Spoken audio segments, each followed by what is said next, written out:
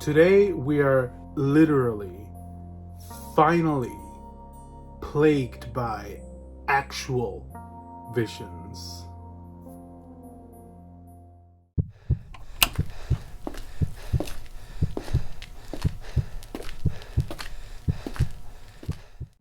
Well, hello everyone, and welcome to another installment of Plagued by Visions, where we explore cinema.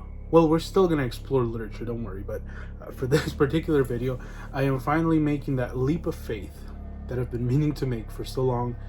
If any of you follow my channel or have followed my channel to any capacity for the last few months, you know that film is as big a passion of mine as literature. But I was always just kind of second guessing myself, you know, people are here for the books. Would they really care to hear me talk about movies?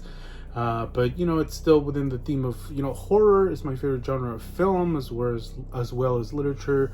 The two kind of coincide a lot. I don't know. It's just my anxiety-ridden self, as usual, second guessing and questioning everything. But I put up a poll where I asked you all what you wanted to see next from me, and there was an overwhelming majority of you who voted that you wanted me to talk about my favorite horror films. And I think that's a great topic to get the conversation around films started. It's familiar territory. It's kind of easy to just do a top 10 list where I talk about things that I really love and just kind of gush about them for a little bit, and then let you all gush about your favorite films in the comments. And of course, that's the question that I want to pose for all of you in the comments. What is your favorite horror film? Or make a top 10 list of your own down there, whatever you think is necessary. But yeah, I'm gonna tell you about my top 10 most favorite horror films. I think in every list of this kind that I see on YouTube, people always throw out this disclaimer for some reason, but I think it's pretty self-explanatory. But just in case there's some of you who are still confused about what this is or whatever, these are my favorite horror films. So these are not the best horror films ever made. I admit, as far as execution, as far as filmmaking importance, multitude of other considerations, there's technically better films or more culturally and artistically important horror films out there, sure, but these are just my favorite, my own, maybe comfort zone, or things that have resonated with me the most, etc. I think, like I said, everybody always throws that disclaimer out, but I think you all understand that. But still, if you want to comment down there and say, how come you didn't put this movie or not, go ahead. I really don't mind, as long as we're talking about movies with you all. I'm happy. So let's go ahead and just get this started. I think top 10 lists are pretty self-explanatory at this point, at least on this channel. I am going from least most favorite to my most favorite, like my ultimate favorite horror film of all time.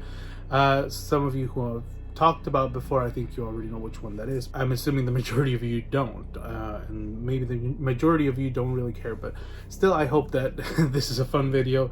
Like I said, I'm really excited to finally talk about movies on this channel, and there will be more cinema talk in the future here, hopefully. It won't overtake literary talks, but I definitely still want to keep doing that, because, like I said, it's a big passion of mine. As much as books are, as you can see, I own many films on DVD and Blu-ray. It's kind of a problem. I'm kind of a hoarder, but I think I've slowed down as of late, mostly because I'm broke. But anyway, I digress. Let's go ahead and just should we just jump into it? I think we should just jump into it, right? I mean, what else is there to say? Number 10.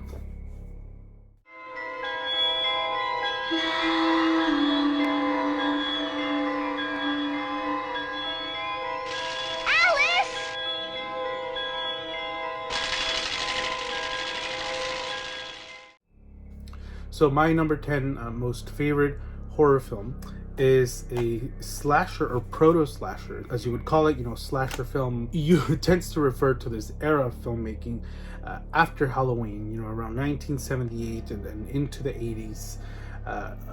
kind of emulating that formula of a killer, usually masked or often unseen, slashing away, those kind of body count films. This came out before that craze started, but it's still very much a body count. There's a masked killer, there's a mystery around it, and it's quite horrific. I adore this film. It is Alice, Sweet Alice, which is directed by Alfred Soule. This came out in 1976, I believe. This film follows the story of two sisters. One of them is Alice, of course, and her prettier, more popular, more loved sister, Karen, who's played by Brooke Shields. I believe Brooke Shields' first ever role. So essentially what happens is there's a murder at the center of the relationship between these sisters and their family and all the people around them, and people suspect Alice of having committed it. It's very sort of at the time it wasn't, but post the slasher craze, it might view as kind of formulaic, beat by beat slasher. But what I really enjoy about this film are the absolutely unsettling visuals that it contains. And it is something that's often talked about in relation to this film, is that this is an American film. And it's supposed to be set in America, and it features American actors and everything. But there's something that a lot of people sort of unanimously agree feels unsettlingly European about it. There's that kind of Mario Bava sensibility to the way that the cinematography is done, is that everything sort of feels closed off. There's a sense of isolation, there's a sense of an up closeness to the characters, to their faces, to this weird sort of color scheme, like this washed out bleak look where everybody sort of dresses in a very peculiar non-American way, and it just feels very odd, very surreal, very dreamlike. If you watch it, it's more of a viewing experience rather than unraveling the mystery or being involved with the characters and all that. I mean, sure, somebody could find themselves doing that, but for me it's the visuals that make it. And it's really one of those films that well, it didn't scare me, because I think it bears mentioning, at this point I've watched just so many, like hundreds and hundreds of horror films, that I really don't think they scare me at this point. But I think unsettling is the term that comes close to describing that uneasy sort of creeping feeling that I still get out of some films. And I definitely felt that with this, because like I said, there's strange looking characters here played by very strange looking actors, and there's just an overall feeling that something is amiss. Something seems rather odd about the way that people behave, and everything feels unhinged and dilapidated and just at the verge of breaking down. It's a very, very interesting visual philosophy that unravels through the story. And then of course it involves the original title of this was Communion. The centerpiece of it is that Karen, the more popular sister out of the two, is having her first communion, and that's where the chaos and tragedy unravels, and very much centered in this Catholic setting. And I think that's sort of what adds onto that feeling of a strangeness to it, because Catholic imagery is something I think visually we associate much more with European or Latin American flavors, not necessarily American. But when the two meld, it makes for a really, really interesting visual experience. I think it's a beautifully shot film, or beautifully quote unquote. I mean, it's not pretty to look at, but it is to me what horror should look like, or what horror should feel like. It's very interesting. One of the most visually unique films I've ever seen. And yeah, that's my number 10.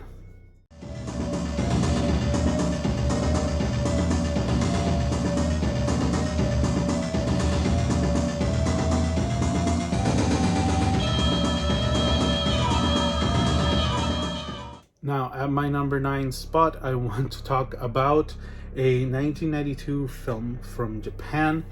This is Tetsuo, the Iron Man. This was directed by Shinya Tsukamoto, and it is the story of a young man who is, to put it bluntly, gradually transforming into some kind of monstrous metal being. It's very much like a body horror film. Body horror is one of my favorite sort of subgenres within horror. And the look of this film, again, like with Alice, is so unique. It's shot in black and white, despite it being a 90s film.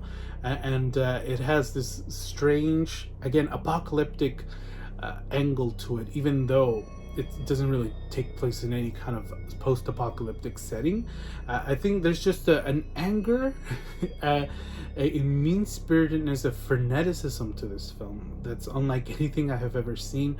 The shots are just so unconventional, so strange. It's really sort of as detached from Western sensibilities as you can get, and there's just bizarro elements to it. There's a feeling of just a complete lack of humanity. It's a film entirely untethered from any sense of humanity, even though at the center of it, there's still these weird explorations of the ennui that arises from living in industrial isolation, and the machination, the mechanization of humankind. I think a very pressing concern around the time of being Japan being like this booming economic world power, but at the same time having such existential dread at the center of its citizens. I think that's where this punk sensibility is born when it comes to this film. But it's visual tour de force. It's the way that horror is presented here is not really the way that horror is usually presented, but it creates almost a new kind of horror in how just monstrous, unhinged, and depraved everything sort of runs forth and explodes. It's quite a thing to behold, and the body horror in this movie, I would say, is like top notch. Like really, you'll never see mechanical tools and scrap metal the same way ever again. The way that the metallic and the organic sort of fuse, and well, it's just an amazing thing to behold. I think this is a film that I don't, a lot of these I rewatch quite often. This is one that I don't really rewatch that much because there's only so many times out of a year or a couple of years that I can handle it. But if you want to watch it once and just experience for yourself how unique and truly monstrous it is, I mean, to me, this is a unique kind of horror in and of itself that nonetheless deserves to be deified in the pantheon of horror. I think it's dreadfully overlooked, but those who have watched it will agree it is a unique and wholly horrific experience, and so I love it.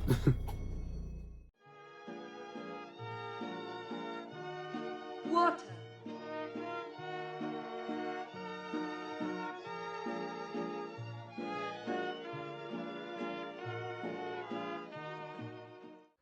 All right, coming in at number 8, kind of on the same vein of what I was explaining with Tetsuo the Iron Man. This is another very unconventional sort of horror film, and this is a film from Mexico. It's by sort of legendary cult filmmaker Alejandro Jodorowsky, and it's a film that he made in Mexico called Sangre, and this film came out in 1989. This is a strange sort of, well, yes, it's very strange. It's a surreal kind of retelling of a psychological thriller, but there's plenty of horrific stuff in there, and there's also a bit of an angle, a taste of a slasher film thrown in there. It is a story of a young circus performer whose parents own a circus. His father is very abusive, and his mother is a religious zealot who has devoted herself to this uncanonized saint. She's part of a cult that worships this armless girl who was killed and raped, but she remained chaste and faithful, and so they believe that she should be a saint. This all sounds very bizarre. It's because it is. So basically, not to spoil too many things, but well, this is towards the beginning, so I don't think it's a spoiler. His father cuts off his mother's arms, and she's believed to be dead. And then the kid, the circus performer, is committed to a mental asylum, but eventually he escapes when his armless mother reappears out of nowhere, and then sort of takes him along on this ride of murder and mayhem in the most visually surreal fashion imaginable. It's very much like a revenge, like I said, slasher, psychological thriller, surreal horror. Everything's thrown in there. Now, I have to say, if you have never seen an Alejandro Jodorowsky film, I don't know if this is the best one to start, but is there really one to start? I believe with his films, the best thing to do is to just jump in there with whatever you can get your hands on. But this one in particular, I think, is the most horrific of his films. I think I would classify it as a horror film. It has enough of the beats and the sensibilities to classify it as such. But it is also just a very sort of heartfelt story about childhood, about trauma, about parental abuse, and there's even if it's this very sort of visually unsettling, visually surreal, and absolutely almost absurdist flurry of all kinds of bizarre and uncanny things. Jodorowsky, there's a philosophy to the way he makes films, that he always injects a humanity to whatever weird and monstrous thing he gets his hand on. And I think for this one especially, it really it's very heartfelt. What you would call like an indictment against evil, an indictment against monstrosity and abuse and violence. I mean, the violence in here is not presented in any kind of pleasurable or titillating way. It's a very ugly film when the violence really hits, but also very visually beautiful in some of the set design and some of its the way that the characters are presented and dressed, etc. So it's a very disconcerting watch all around, and I think that's why I love it. It's just so unique, so Jodorowsky, so cult horror film. It's beautifully shot. The acting, leaves a lot to be desired, but that's to be expected. But for the most part, it's just this really enjoyable acid trip of a horror psychological thriller. With some good characterization and some good sort of heavy humanity at its center, which is something that I always look for. But yeah, this one is very, very unique, and I think that's why it has a special place in my heart. So that's number 8. They're all over the place. Holy shit. Come up here quick! I need to use the CP! Yo, there's all sorts of shit up here, man. This is fucking crazy shit. Now, for my number 7, I'm going to pick a film that is one of my favorites purely because of the film viewing experience that I have attached to it. This is the Blair Witch Project, which came out in 1999. And of course, if you're a horror fan, you know what this is, right? I mean, I don't have to introduce it. It's a found footage horror movie, one of the first of its kind. Argued to not be the first. There's predecessors to it, but certainly the one that started that entire craze of what eventually became a ridiculously overexploited subgenre of horror. But we don't have to talk about that right now. But it's 3 college student filmmakers who go out into the woods to film a documentary about the local legend in Burkittsville, Maryland, regarding the Blair Witch.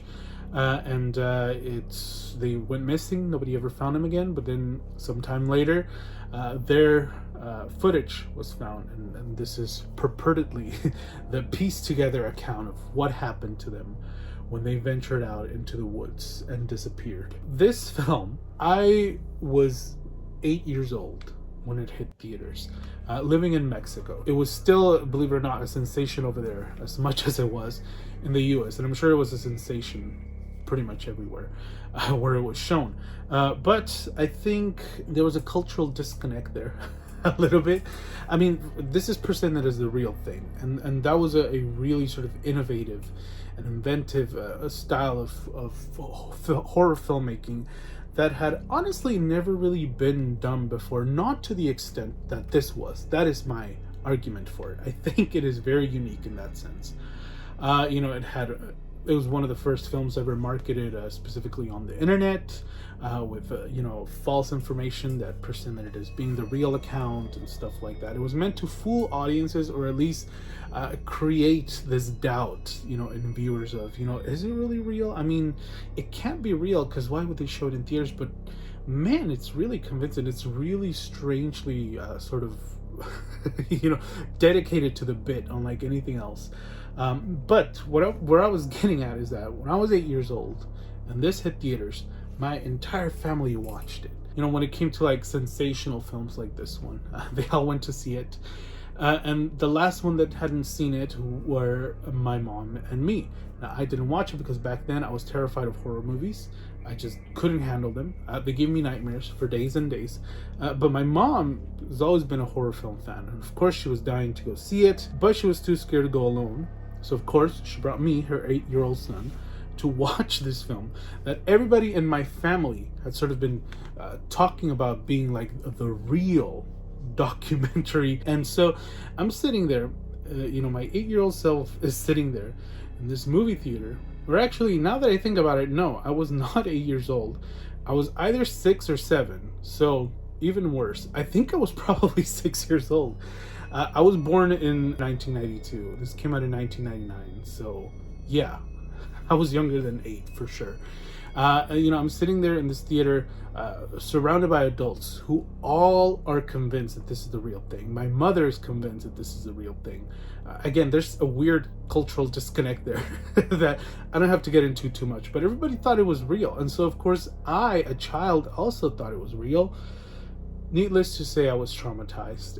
And it was that unforgettable sort of suspension of disbelief, blown up times 1,000, that captivating sort of notion that you are watching real horror transpire before your eyes, that you are watching something that could in real life damage you. It's something that is here in the flesh with us.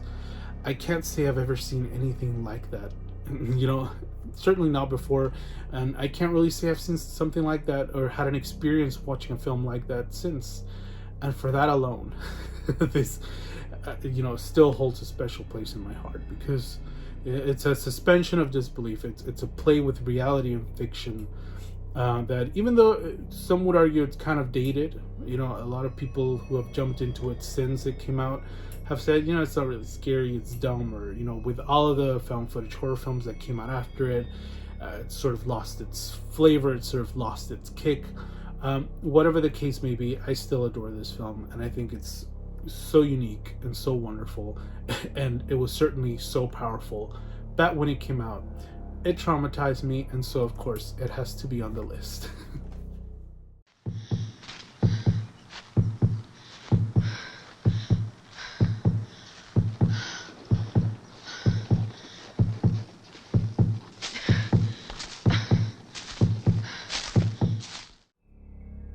Now, coming in at number 6 is like the Blair Witch, another uniquely traumatizing film viewing experience for me. This is Wes Craven's Last House on the Left from 1972. Now, I think there is just such a cultural importance to this film that I just cannot ignore, and that's going to be the case for another film on my list. But for this one,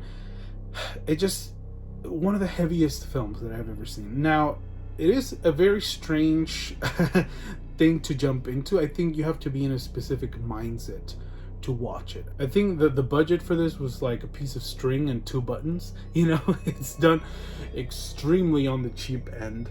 And it's from the 70s. It has no practical effects, virtually none. The story within the film, I think most people know, Wes Craven was inspired by Ingmar Bergman's The Virgin Spring, which is, a story of rape revenge. This is I think often classified as that, but to me it's a very different kind of rape revenge film than what you're used to. It's no Death Wish, it's no Charles Bronson laying down American justice on people. I think American justice is the myth that this film is most dedicated to trying to dispel. It is the story of two girls, sort of in the hippie, the tail end of the hippie, flower child era, where these two girls are hitching a ride to a concert, but they are picked up by Krug and his murderous gang, who then proceed to torture, rape, and eventually murder them. And then it is up to the parents to sort of tie up the loose ends and bring justice, or be faced with the reckoning that maybe after such senseless atrocity, justice cannot really exist. Now, of course, with 1972 being the year that this was made, Vietnam is often a lens through which this is mostly viewed in academic circles, or anybody sort of choosing to dig up a deeper meaning with this. And Wes Craven himself, Wes Craven, the master, may he rest in peace, one of the greatest horror filmmakers that ever existed. He was very much of this philosophy. He was this very sort of peace-loving, sort of liberal hippie guy when he made this, and he thought, there's been so much senseless violence running around in the world, particularly the 70s. And I tell you, there's something about the 70s. It sounds like it wasn't the best decade, but man, did they make some good horror movies. Perhaps because of that, or in my opinion, definitely because of that. All of that anger, all of that sense of uncertainty as to where humanity is heading, how much lower will atrocity sort of plunges into, are we going to eventually reach hell with all of this weight that's sort of piling on into the American lived experiences. This was sort of trying to explore, dig its fingers through that ugliness that by all means had been left largely unaddressed in the realm of artistic expression in general at that time. But I also feel like this is such a heavy and powerful film, because it's sort of conscious of all this. I think the way Wes Craven put it, it's all this bad karma going on around when this was made, that sort of really poisoned the well. and you wonder, with all that bad karma, where is it going to go? And I think Wes Craven sort of said, there's all this anger and resentment and fear. Let's let it explode onto the screen and see what that does. And that's what happens here. When I first watched this, I think I was 13 years old, way too young, I would say. It just blew me away how uncompromising, how just unflinching it was, how absolutely ugly and mean-spirited and just bereft of answers, really. It's just this film where violent, atrocious things happen, and then it ends. And I think the tagline, the way it was marketed was like, to avoid fainting, keep repeating, it's only a movie, it's only a movie. But then at the end of it, when you're more familiarized with how Wes Craven felt the human condition to be, you start wondering, is it really only a movie? And that realization, that pondering, that's left as a sort of cliffhanger, makes for such an unsettling torrent of emotions that washes down on you as you watch this monstrosity. So, of course, I love it. I could gush about it on and on, but just know it's powerful, it's rough, but it is kind of essential viewing for hardcore horror fans, in my opinion, and to me it remains as one of the best testaments as to what horror can really do.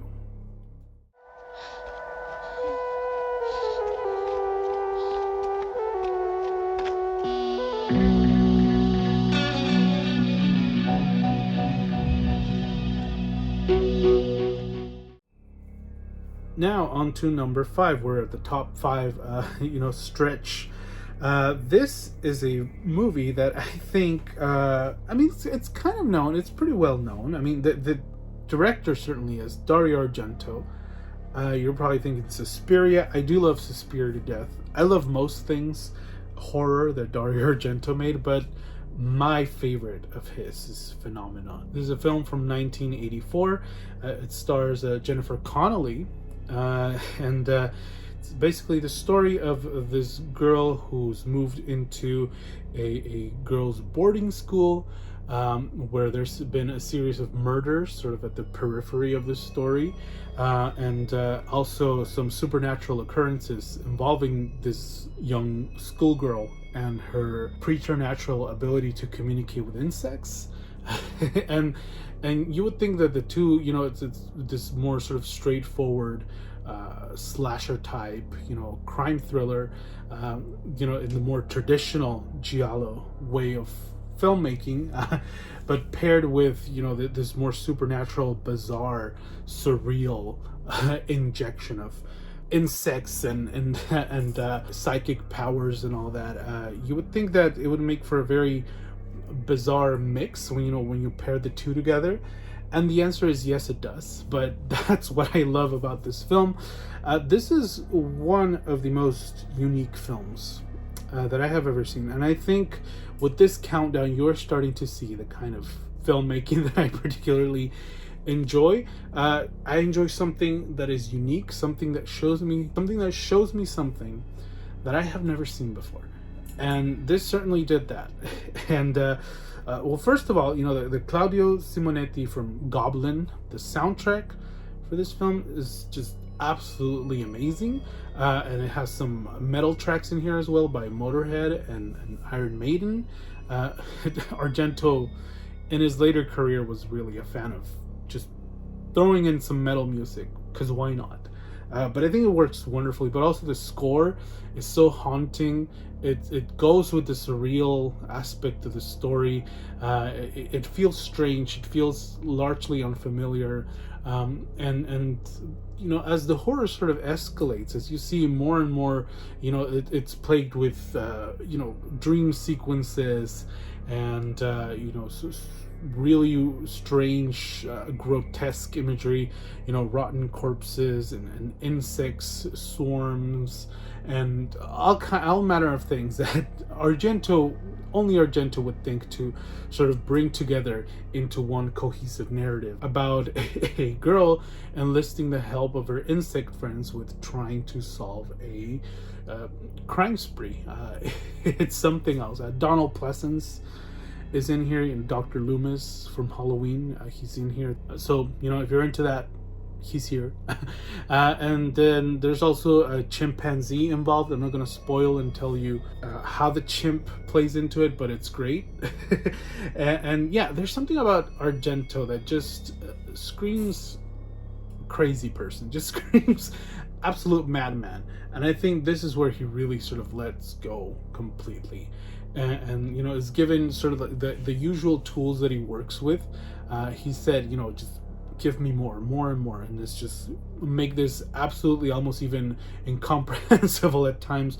Although it does have a pretty rigid and easy to follow storyline, but it's just the twists and turns that it takes sort of leave you scratching your head. But I enjoy that a lot. And visually stunning. I mean, can you really drive the point home enough when it comes to the terms Dario Argento and visually stunning? I mean, the man just has an eye for cinema unlike anyone else, and this film in particular I think is his most beautiful, in my opinion, because there's such a contrast of, like I said, grotesqueness, decay, rotten things, but also there's a surreal sort of ethereal beauty in there at times. Not a lot, but just enough to sort of guide you through this dream-like sequence of events, and it's also there's a fairy tale angle to it as well that I think is present in a lot of his films.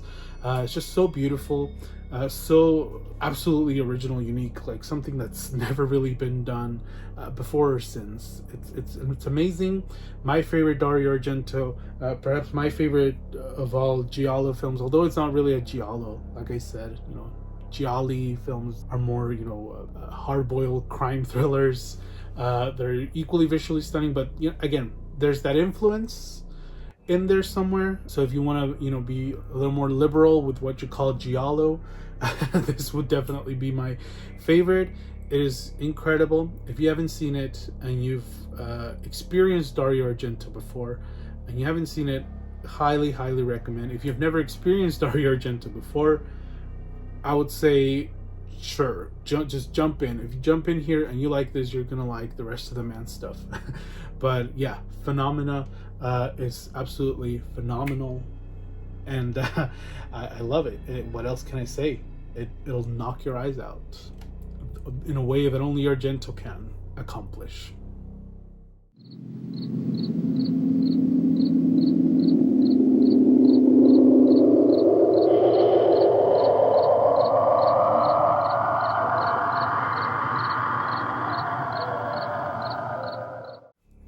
All right, number 4. Like I said, this is the other one paired with Last House on the Left that just absolutely astonished me the more I learned about the sociopolitical and cultural circumstances that were part of the ecosystem in which this was born.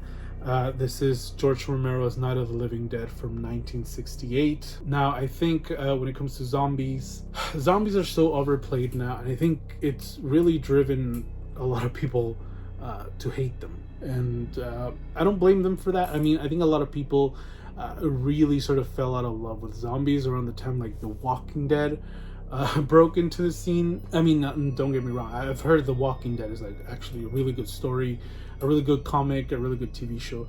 But I mean, in terms of popularity, I think a lot of people were a little bit disenchanted with, you know, the usually very sort of recalcitrant and uncompromising nature of zombie films, turning into something a little more commercial and friendly towards censors and sensibilities. That's where you know, the gripes with the modern state of the zombie sort of arise from.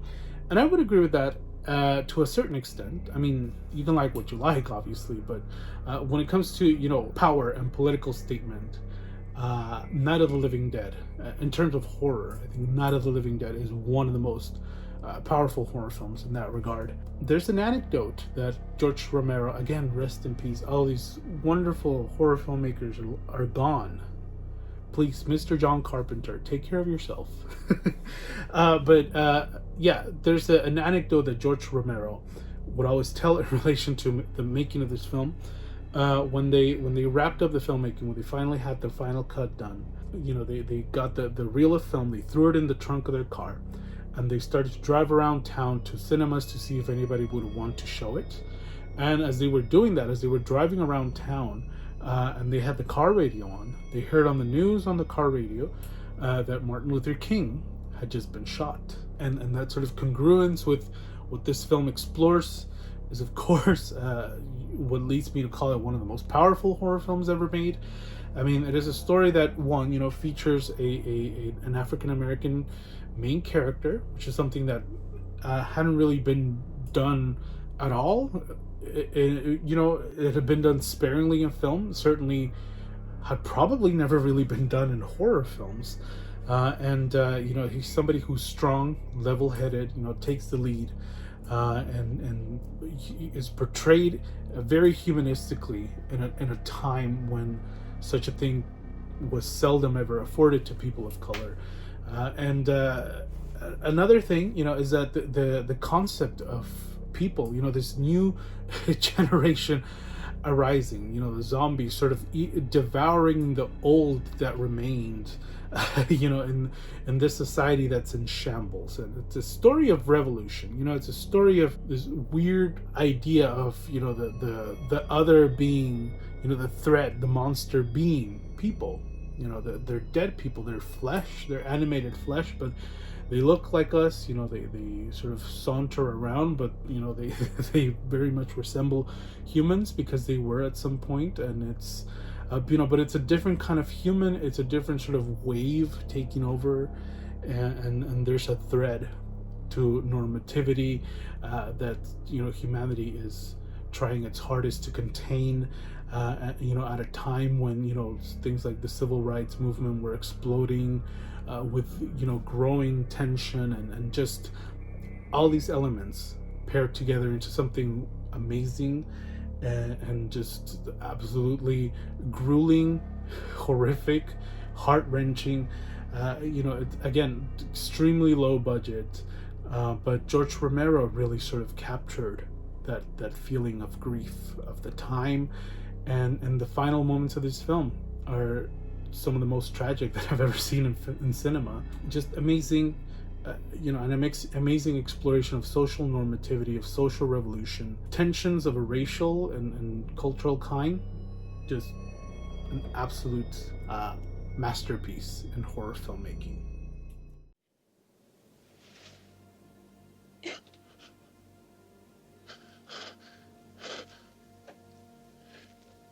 You have to leave now. And never come back here.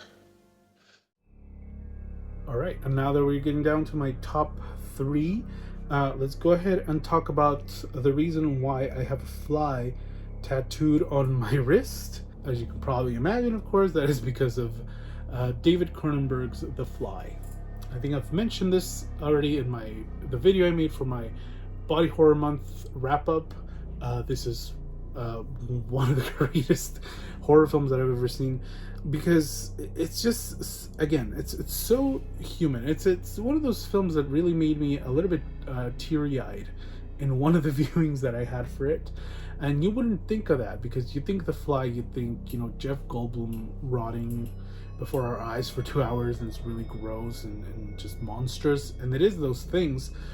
But that's the beauty of whatever Cronenberg chooses to explore. It's the beauty that he understands, the philosophy around the body and its manifestations of emotion and emotional instability. I mean, of course, the mental decay that the Goldblum character goes through is congruous with his bodily decay. It's the tension that arises with the character of Brundle and his inability, to sort of fit in to society. He's very much a loner, which is something that a lot of us can relate to.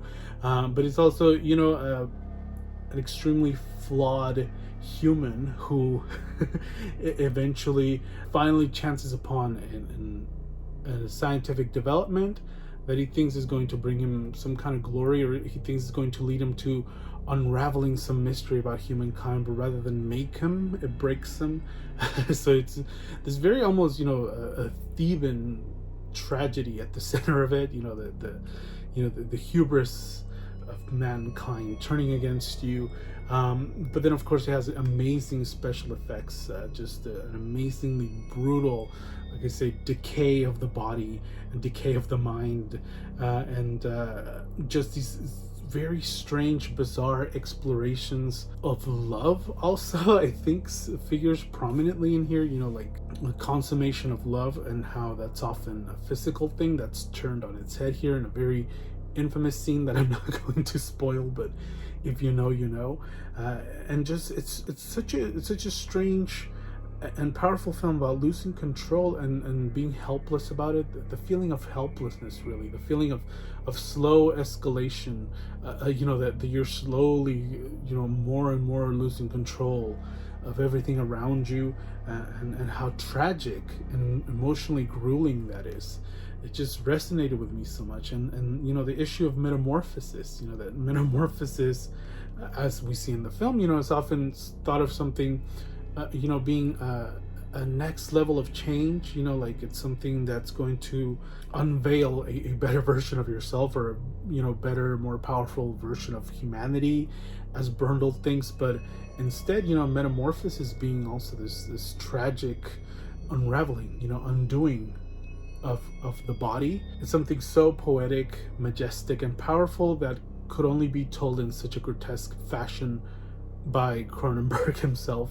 My favorite Cronenberg film, my favorite body horror film.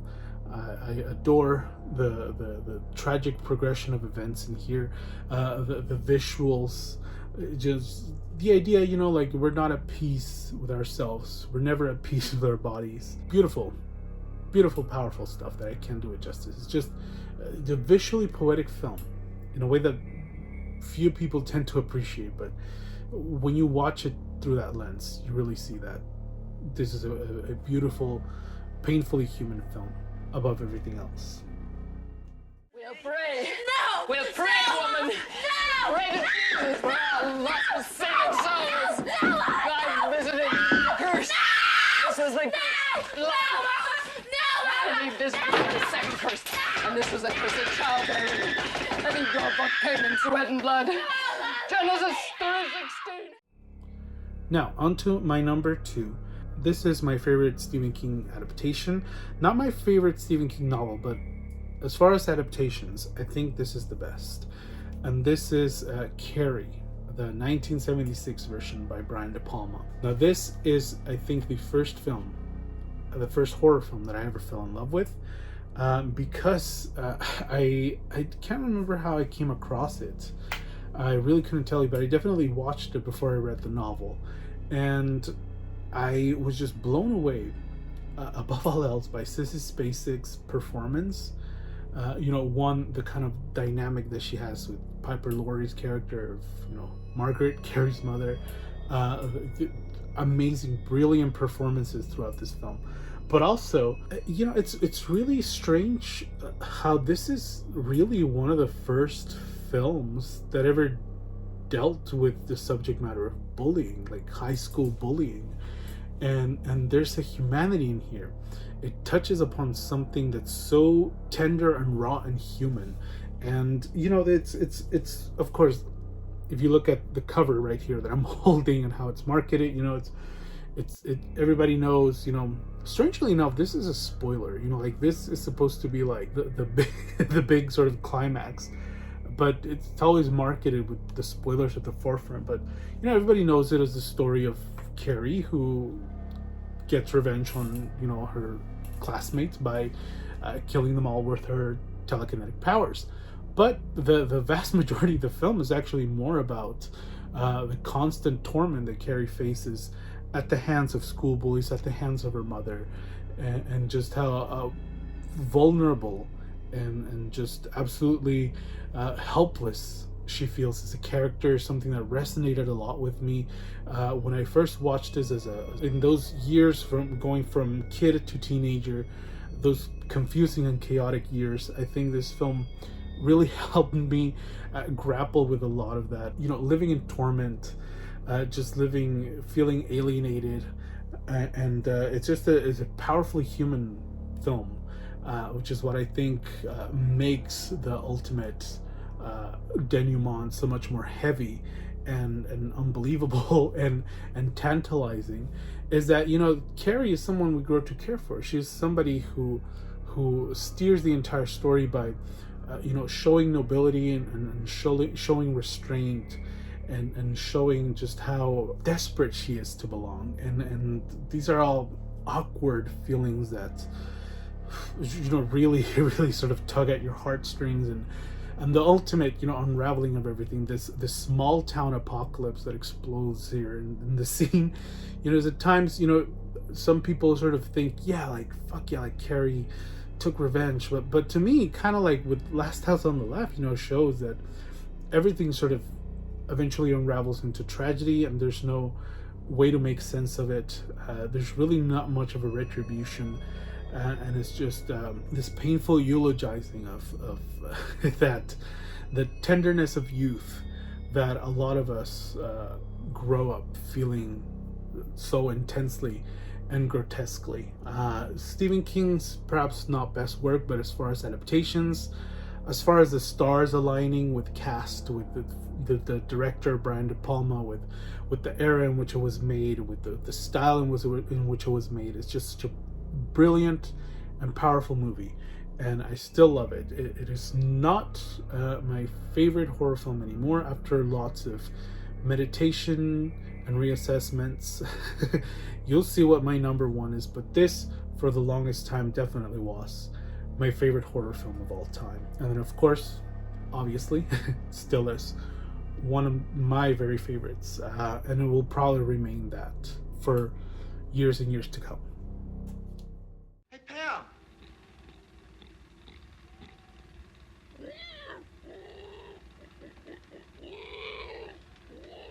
Hello!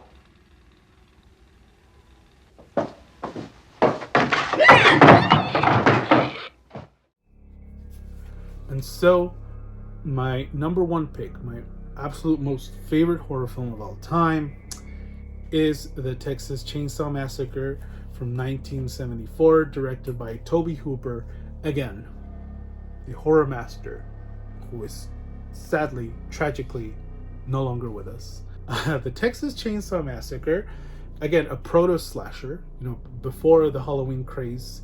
Certainly, if you watch it, it very much feels like a slasher.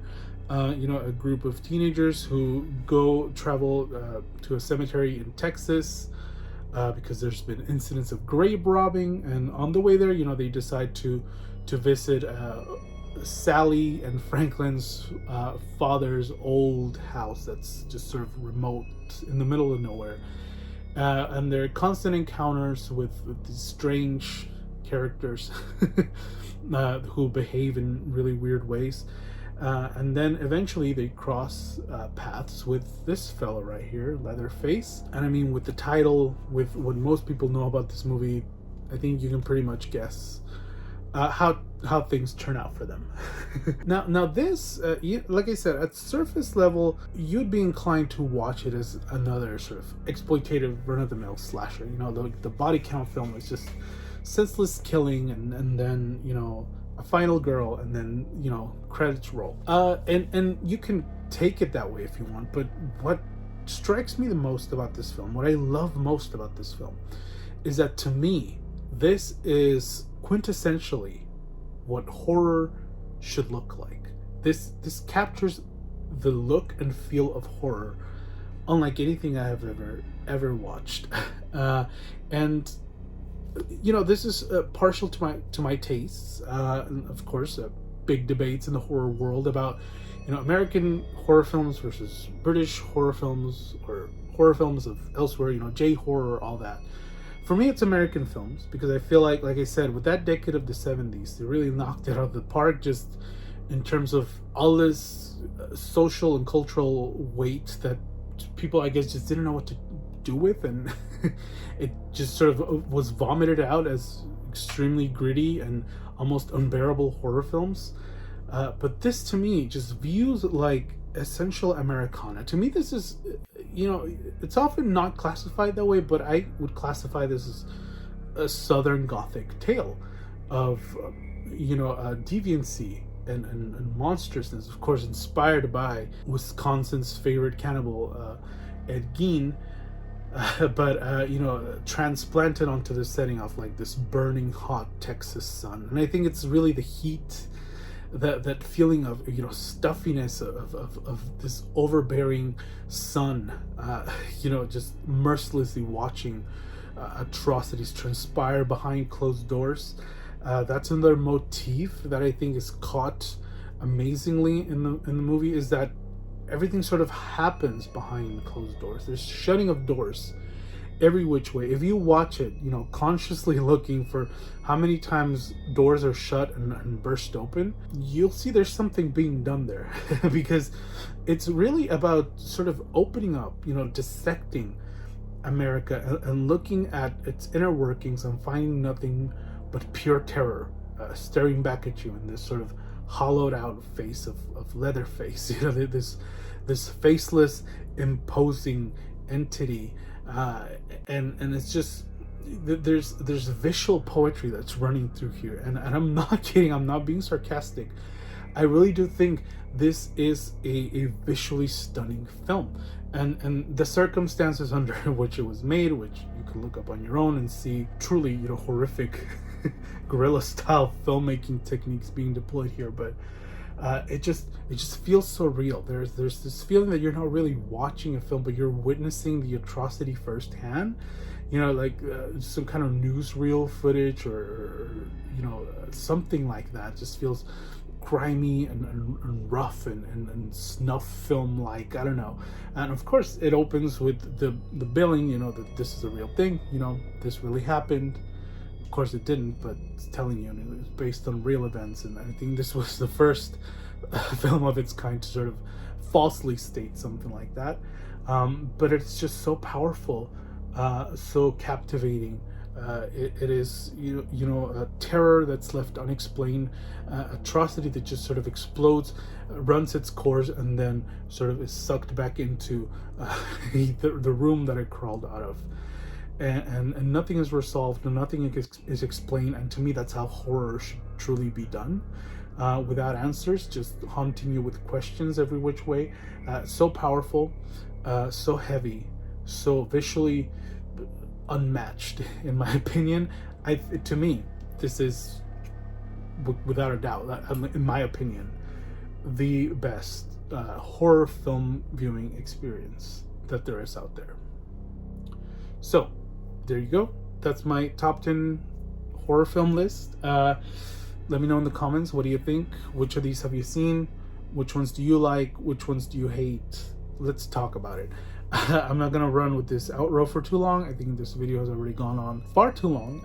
But I hope you enjoyed this first foray into cinema talk here on Plagued by Visions. Hopefully not the last. You know, I hope you, maybe if you haven't seen any of them, hope you got some good recommendations. Although I think these are all pretty much very, very popular horror movies.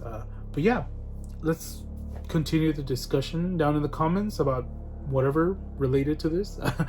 I hope you are all well. Continue to stay safe, and I will see you on the next one. Bye.